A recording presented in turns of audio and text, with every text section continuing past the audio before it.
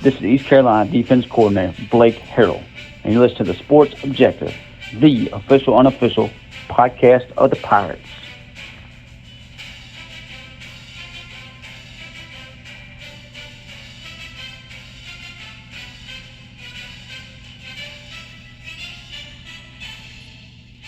On September 18th, the Pirates will be headed up to Huntington, West Virginia. And right now to preview that matchup, very excited to have on the first-year head coach of Marshall University, Charles Huff.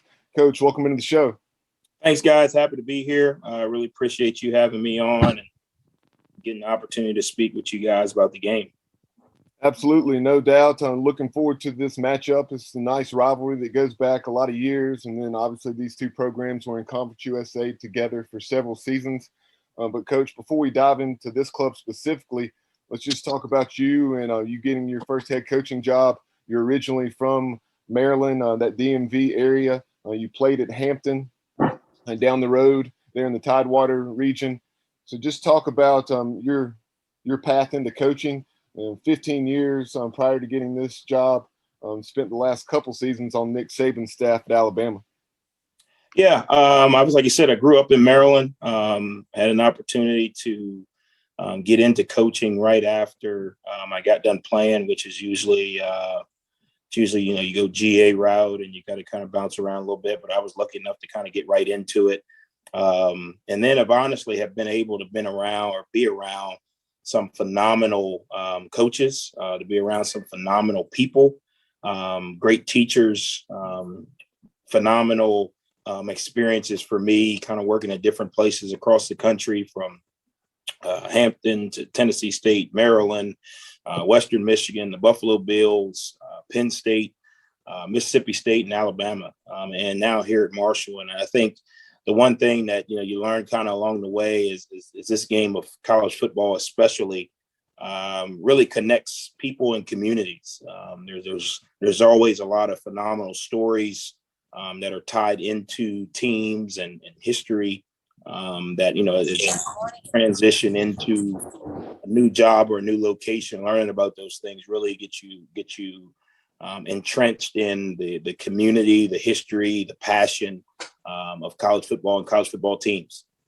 One of the things that really stands out about your career path to me is a couple of things: the variety of positions you've coached on offense.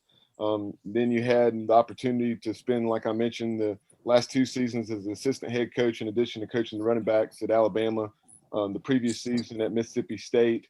And then also you spent a year in the NFL with the Buffalo Bills.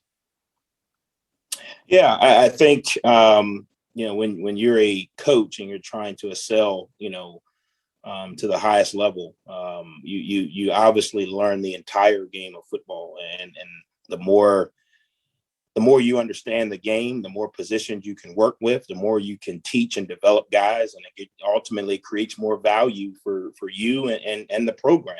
I think, the more guys on staffs, the more guys on teams that can do more things, really create flexibility. It's allowed me to continue to move forward in my career and not be pigeonholed. And just, I started out coaching O-line and tight ends and running backs and special teams. And obviously sitting in the head coach chair, the more of a holistic understanding of the game of football and players, the better coach you can be, the more relational you can be, the easier it is to make connections with not only your position group, but an entire unit. Right now, Coach, I'd like to welcome in my co-host, Kyle. A little late to the party, but and Kyle, one of the things that you and I were talking about last night is this staff that Coach Huff has assembled here in Huntington. Yeah, Bubba, and Coach, apologize for making it a little late, busy morning around here, but hope you won't make me run gases or anything. We'll give you a pass this time. I appreciate it. I was looking at your staff last night. I noticed some familiar faces to Marshall. You retained the offensive coordinator. Just talk about putting your staff together, what you had in mind in terms of schematically, offensively, and defensively, and the decision to retain Coach Holliday's, an OC off Coach Holliday's staff. Obviously, their offense was pretty good last year. So, to me, anytime I see a coach do that, retain somebody from a previous staff, it shows to me a lack of ego. So, I think that's a good thing. Yeah, obviously, I've been planning to be a head coach for a long time. And I know that, to be a successful head coach, you got to surround yourself with people you trust, people and people can do their jobs. So I've kind of been building, a staff through relationships for a long time. And everyone on my staff, I've had a previous relationship with. So getting to see them in a non-working environment also lets you know what type of character they are, what type of people they are. Coach Cramsey and I actually had a relationship prior to him working here at Marshall. Actually, my very first job interview, Coach Cramsey was on that staff. I joke with him all the time. I tell him, you didn't hire me, but I hired you. He was the offensive coordinator at the University of New Hampshire, and I interviewed for a position there. So I think, again, that having that relationship, made it a little bit easier for me to rehire Coach Cramsey. The other part of it is, when you're building a program, it's about the players. And like you said, they had a very successful offense, here in the past. They've done a very good job offensively. Our quarterback was returning. He is a young quarterback. He'll be a sophomore this season.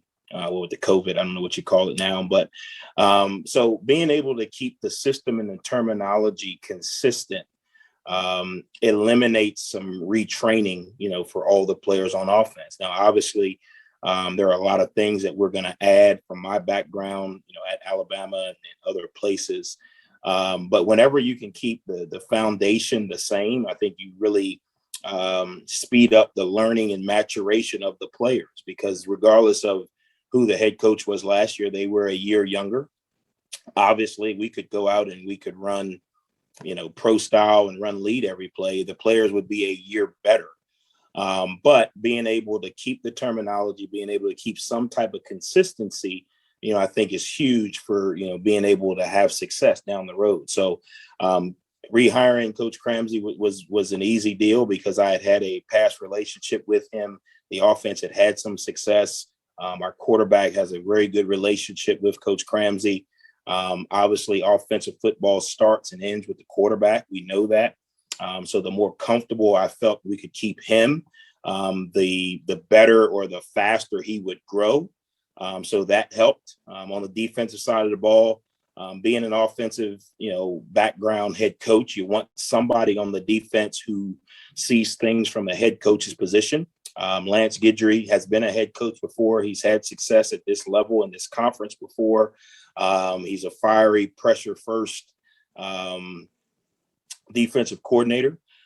So Lance is able to kind of see things and coach things and push the message to the defensive coaches and players from a head coach position, So it helped me being able to have, some former head coaches on my staff. Obviously, I've been preparing for this opportunity for a long time, but that still does not mean that there are not things that are going to come up that having a sounding board here in-house is good. I can always pick up the phone and call Coach Saban or Coach Franklin or Coach Fleck. But I think, again, when you have a sounding board in-house, I think that helps a little bit. So being able to surround myself with guys that I've known for a very long time makes coming to work a lot easier. It makes the continuity or the camaraderie on the staff seamless. So it's been a really good transition for us, and we're excited. Something else that jumped out, Coach, in addition to the coaching staff members you've already touched on, you had another one or two in addition to your offensive coordinator that had previous stops at Marshall. Yeah, I think whenever you take a job, I think it's very important to have people that have a deep connection to the university or the community. Obviously being here in Huntington, West Virginia, you need people that understand the dynamic. I think you need people that understand the university dynamic. So I've been able to hire some guys who have played here when Marshall had some major success in different decades. If you kind of look, we've had guys kind of from each decade of success on our staff. And I think, again, that sounding board for not only what we're trying to do here now, but what has been done here in the past helps. Understanding the history and tradition helps. Having faces and names that former alumni and fans can recognize helps. So when you're talking the holistic perspective of it, hiring guys who have tremendous ties to not only the university, but this area of the country will help speed up our maturation as a staff to kind of avoid some of those landmines that you may not understand until you hit them.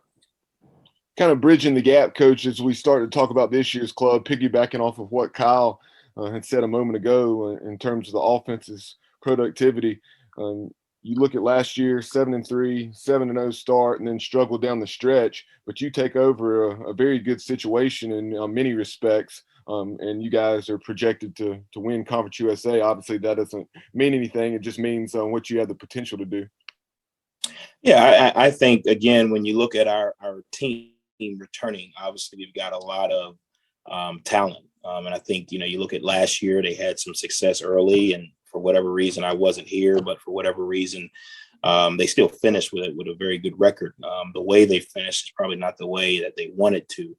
But I think when you look at having a team that's had some success before, and you're bringing a lot of those pieces back, I think that goes a long way to helping you, speed up your maturation or growth moving forward with a new head coach. I think, I'm not trying to come in and reinvent the wheel. I'm trying to come in and do the things the way I know they have to be done to be successful. It's easier to coach a team to understand the importance of the little things and the details when they've had some success, because they know that they are close. And I think that's the situation we're in.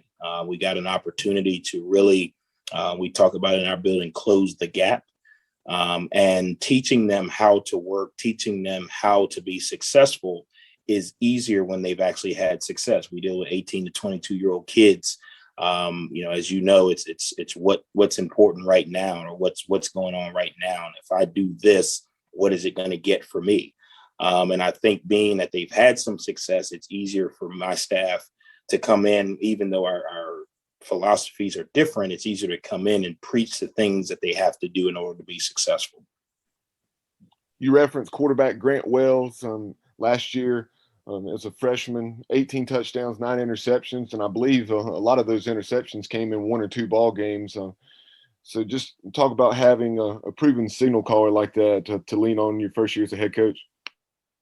Yeah, obviously Grant is a tremendously talented quarterback. I think we all got a chance to see that. I think people have to remember that Grant was a true freshman last year. So coming from high school into college football, there's a lot more than where do you throw the ball on what play that goes into that for the quarterback. It's leadership, it's study habits, it's preparation, it's enduring adversity, it's making good decisions. It's understanding, okay, my talent versus my will. All of those things. And I think over the spring, I think Grant really took an opportunity to grasp the other things, not just where do I throw the ball or what do I do on this play. And he really grew. I think the biggest thing that for us moving forward now is getting the players around Grant to play a lot better and more consistent. From what I can do research on, there hasn't been a great quarterback that didn't have pieces around him. Now, does that mean that he needs a Hall of Fame wideout on each side and a Hall of Fame left tackle? No, all those things help, but the people around him have to play a lot better and a lot more consistent. We all know in college football, the game starts and ends with the quarterback. It's the most scrutinized position in all the sports. But I think what we can control is how well do the people around Grant play to help him ease some of that load. If he's got to do it all, it's going to be tough. And I think moving forward, I think our guys kind of understand that. I think coming out of the spring, Grant kind of understands that now. So hopefully we can put that to the field this season. Coach, you look at your non-conference schedule. I know you obviously play East Carolina. You play Appalachian State. I believe you open with Navy. Is that right? Yes. Okay. So you look at that, and it's 3 very tough non-conference games.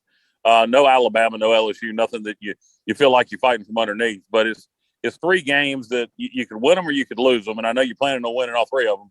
But what do you think of your non-conference schedule? Is it what you like?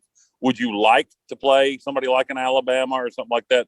Along with the quality group of 5 opponents, non-conference, and also how is it preparing for Navy and that triple option offense to start the year? Yeah, I think the schedule, I was set before I got here, but I think the schedule, I think it's good. I think the one thing that, you look at, obviously at our level, you have to do some things in order to generate revenue. I think you also have to be mindful in generating revenue, that you got to put yourself in a position where you're not losing 2 games by playing 1, from a physicality standpoint. I think the opponents that we have on our schedule are all quality opponents. And I think the part that kind of goes, we're all in this transformation of college football and realignment and all of that.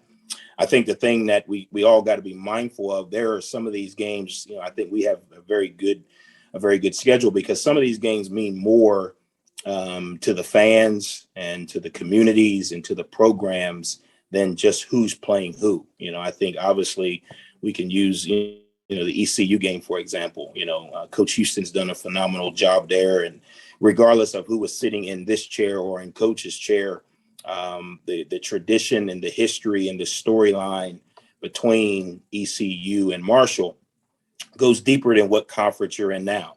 And I think college football has that ability to affect more than just the financial needle, or more than just the, hey, we put X amount of fans in the stands. I think the passion, the tradition of college football still has a place. Now, obviously, we got to do a phenomenal job of adjusting with the new landscape. But I do think some of those games are important, so being able to play an ECU, being able to play an App State, a quality group of 5 opponent. For me, it excites us because those are games that should be very highly competitive. Obviously, we have to do a phenomenal job of executing consistently in order to win those games. Obviously, we open up with Navy, which is a phenomenal opponent. Coach has done a phenomenal job there. Those guys are going to present a lot of challenges for our guys, for what they do and how they do it. Hopefully we can, over the next couple of weeks, prepare to deal with the type of offense that we may not see every day. Obviously, they've done a phenomenal job. Last year was a little bit of an anomaly because of the situation we were all in. But over Coach's history there, they've been a good program. So we're going to have to do everything we can to prepare to execute on September the 4th. Coach, you referenced your skill guys a moment ago when talking about quarterback Grant Wells.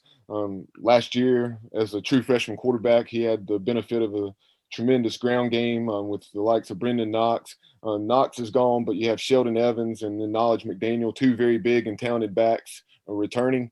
So if you would talk about those guys, and then branch out and tell us a little about your wide receivers and tight ends. Yeah, I think it's a tremendous opportunity for those young guys. Obviously Brendan Knox did a phenomenal job, and he's now with the Cowboys and rocking and rolling with them. But what it creates opportunity. Brendan had much of the load last year, due to his production and consistency. So some of the young guys who did not have the opportunity to play as much are going to get that opportunity now. The scary part, or the part that you don't know, is opportunity it goes both ways. If you're not prepared for it, you don't take advantage of it. So these guys don't have a lot of experience, but they have a lot of talent. And what we've got to try to do is we got to try to speed up their maturation in practice and preparation, so that in the game things don't happen too fast for them. Although they played a little bit last year, not having the consistency of playing every game a certain amount of plays allowed them to see the game from a perspective of watching it happen, but actually being out there and doing it's going to be interesting. So we have a lot of talent. We think all 3 of those guys have an opportunity to be really good. They all present something a little bit different. They're different type of runners. So it's going to give them the opportunity to show what they can do. And this spring and this summer, they've done a phenomenal job. They've changed their bodies. They're mentally sharper, so I'm excited to see those guys move. Obviously, at our wide receiver position, we lost 2 guys to the transfer portal who played a lot of football for us. So again, we are returning some guys, but the amount of actual game experience they don't have. So it's going to be great to see those guys really dive into the quote unquote full-time role now and how they're able to consistently execute throughout the season. I think the biggest thing for our guys to understand is execution is not a sometimes thing. You have to be able to consistently do that in order to play, winning football. And I think our guys understand that. I think they're working toward that. And it's been fun to see their growth in a short period of time. One of the things, Coach, go ahead, Kyle. I'm sorry. Yeah, I was gonna follow up to positions there. Coach, you mentioned your quality running backs, your quarterback obviously has a lot of experience, and your receivers and all that, of course, is great. But we all know, and you better than anybody, none of that can go if you don't have a good offensive line. You got 3 starters returning. How do you think the depth is on your offensive line, and how do you think it's coming along since the spring? Yeah, I think that's probably one of the positions that we're returning the most experience and game experience. And that's something that, like you said, when you have a good offensive line, you got a chance for things to go better.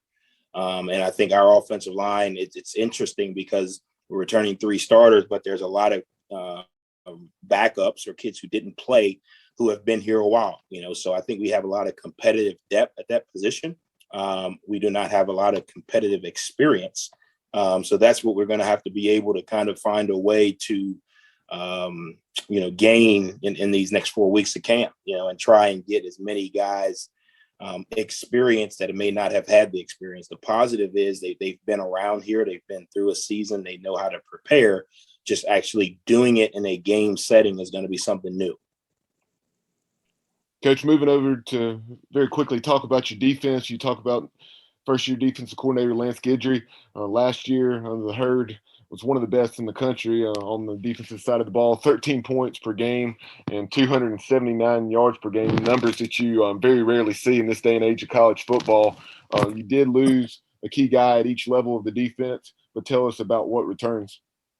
Yeah, I think the biggest thing that returns, especially for the defense, is confidence. The numbers you just reeled off, our guys are very aware. Our guys have played a consistent level of football on defense. I do believe anything that you get involved in order for you to be successful, there's got to be a level of confidence. And I think that's something that our guys on defense definitely have.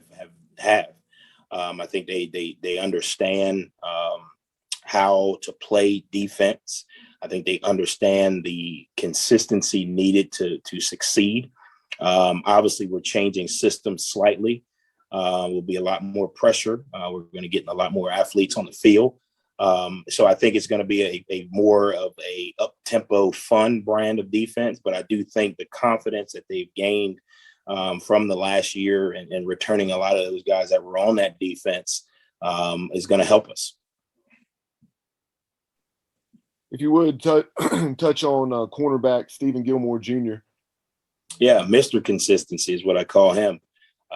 He's, I had an opportunity when I was with Buffalo Bills to coach his brother. We drafted him the year I was there. And they are the exact same, very mild-mannered, don't say much, but just go to work. And he's a phenomenal talent. He obviously his bloodline and his knowledge of the game from his family and surrounding and support system are at a very high level. And you can tell that he plays every snap with an intensity and focus that opponents can't match. And what we're trying to get him to do now is kind of be infectious to the rest of the guys around him. But he has done a phenomenal job since the day I got here. Coach, you mentioned earlier this day and age of conference realignment and scheduling, et cetera. With all the Big 12 talk and, the SEC, Oklahoma and Texas making their move, and there's rumors about the American and the Big 12, what may happen. Is that something as a head coach you keep an eye on? Because, who knows, if the American loses some schools and the Big 12, survives and poaches from the American, there could be an opportunity for Marshall to move up. I mean, is that something that as a head coach you keep an eye on, or do you just worry about what you can control? Well, I think you obviously have to be aware of it. If there's a tornado in the town next over to you, I don't think you go out and have a barbecue. I think you got to be mindful of what's going on around you. But like you said, you got to control what you can control. The best thing that I can do to put Marshall in the best position is win. And when I say win, that's not just, scoreboard, having more points than the opponent. That's win by having players come into our program, people come into our program or organization and be more successful in life because they were a part of this program. That's what win means, in our program. And obviously that has an on the field component. And I think the more that we can improve Marshall, the more opportunities will come, whether that is being the best here in Conference USA or whatever that may be. But I do think, yes, you have to keep an eye on it. But I think ultimately you got to control what you can control. I can't pick up the phone and call the Big 12 and say, hey, we want in, or hey, don't let so-and-so in. But what I can do is improve our brand and improve, what we stand for here in Conference USA. Coach, with camp just a few days away, I really appreciate your time this afternoon. I appreciate you coming on and spending a few minutes with us. Really wish you good luck moving forward, and we'd love to have you back on down the road. Awesome, guys. Well, I appreciate you guys, man. I appreciate what you guys are doing, and if I can ever help or if Marshall can help you guys, please let us know.